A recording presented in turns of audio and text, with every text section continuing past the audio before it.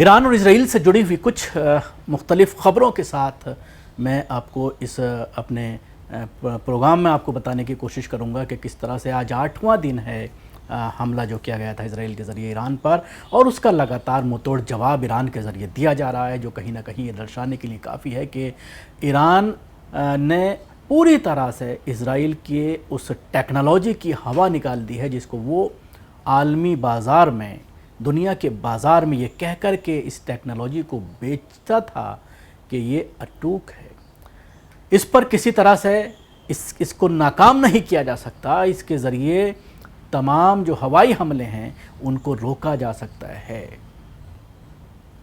اور اس کے ذریعے اس نے کھربوں ڈالر جو ہے لوگوں سے کمایا، اور جو ڈرون سسٹم ہے اس کو بھی کس طرح سے مارکیٹ میں بیچا، اور جو میزائل کو روکنے کے لیے جو ڈوم سسٹم بنایا گیا تھا وہ اس کی ہوا نکلتی چلی جا رہی ہے، اور پوری دنیا میں اب یہ راز فاش ہو گیا ہے اسرائیل کا کہ یہ محض چھلاوا تھا، اور یہ ایسا لگتا ہے کہ یہ بھی پوری طرح سے کاپی کیا ہوا تھا، کیونکہ کسی بھی طرح سے پوری طرح سے یہ جو ہے جو آئرن ڈوم ہے وہ پوری طرح سے صحیح نہیں ہے، اور اس میں کہیں نہ کہیں خامیاں ہیں، کہیں نہ کہیں خرابیاں ہیں، جس کی وجہ سے آپ دیکھ سکتے ہیں کہ ایران کے جو حملے ہیں 60-70% ناکام ضرور ہو رہے ہیں، لیکن اس کے باوجود بڑی سنکھیا میں ان کے جو میزائل ہیں وہ اپنے ٹارگیٹ پر جا کر لگ رہے ہیں اور دشمن کو نقصان پہنچا رہے ہیں۔ اسرائیل اور ایران کے درمیان مسلسل آج 8ویں روز بھی جنگ جاری ہے۔ زبردست دھماکوں نے شمالی اسرائیل میں کئی لوگوں کو ہلاک کر دیا ہے۔ اسرائیلی فوج نے اعلان کیا ہے کہ اس نے 480 سے زیادہ ایرانی ڈرونز کو مار گرایا ہے۔ اسرائیلی فوج نے یہ بھی کہا ہے کہ اس نے جو 480 سے زیادہ جو ڈرونز ہیں ان کو روکا ہے، اور فوج کے ترجمان نے کہا ہے کہ ہم ایرانی سطح پر مار کرنے والے میزائل لانچروں کو نشانہ بنا رہے ہیں۔ اس کے ساتھ یہ بھی کہا گیا ہے کہ ہم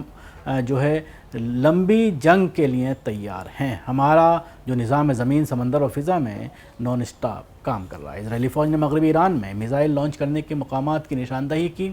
اور اس کے ساتھ ہی انہوں نے یہ کہا کہ ایرانی فوج جو ہے وہ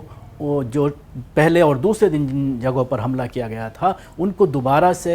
بنانے کی کوشش کر رہی ہے، لیکن ہمیں اس کے بارے میں پتہ چل گیا اور ہم نے دوبارہ جو ہے اس پر اٹیک کیا ہے۔ اسرائیلی فوج کے ترجمان اوچائی ادرائی نے ایک بیان میں کہا ہے کہ حالیہ دنوں میں ہم نے ایرانی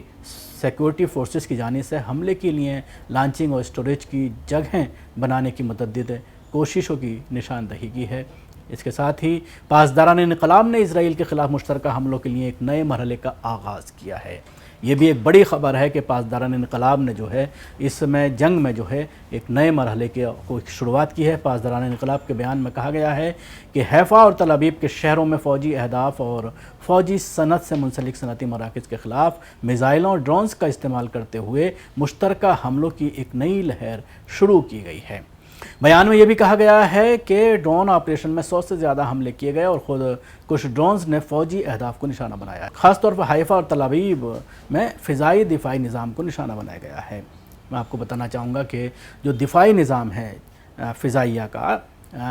اس کو پوری طرح سے نشانہ بنا کر کے ناکام کر دیا ہے، اور اس کی وجہ ہے کہ پچھلے 4-5 دن میں جس طرح کے یہ حملے کیے گئے ہیں، اور ابھی تھوڑی دیر پہلے یہ بات سامنے آئی ہے کہ مائیکروسافٹ کے دفتر کے پاس بھی بلاسٹ کیا گیا ہے، زبردست حملہ کیا گیا ہے میزائل کے ذریعے، اور جس ٹیکنالوجی کا استعمال کیا جا رہا تھا اسرائیل کے ذریعے اس ٹیکنالوجی کو بھی نیست و نابود کر دیا گیا ہے۔ فوجی جو ٹھکانے ہیں اور دفاعی